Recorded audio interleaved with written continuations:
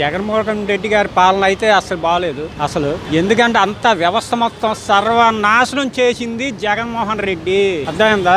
అసలు మనకి అసలు ఏ అభివృద్ధి జరగల. ఒక 30 సంవత్సరాలు వెనక్కి వెళ్ళినట్టుంది తప్పితే నాకు అసలు డెవలప్మెంట్ ఏమి కనపడాల. సంక్షేమ పథకాలు ఇస్తున్నారు. ఎందుకు ఇస్తున్నారు? ఎవరికి అందుతుంది? ఎవరు తీసుకుంటున్నారు? తీసుకున్నాడు ఎవరని చెప్పాడా? ఎవరు చెప్పలేదు కదా. ప్రజావేదిక ఏం చేశారు?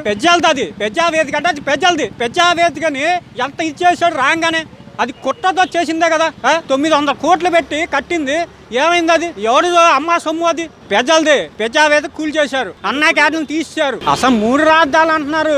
ఇది ఎట్లా ఉందంటే మొన్న స్కూల్ పిల్లల్ని టీచర్ వచ్చి అడిగితే రాజధాని ఎక్కడ ఉందని 3 చేయలేపారు. ఒకళ్ళు అమరావతి అని, ఒకళ్ళ విశాఖపట్నం అని, ఒకళ్ళు వచ్చేటప్పుడు కర్నూలు అని 3 చేయలేపారు. ఇది 3 రాజధాని ఎక్కడ ఉందని టెక్స్ట్ బుక్లో కానీ ఎందులోనూ లేదు ఏ రాజధాని అని.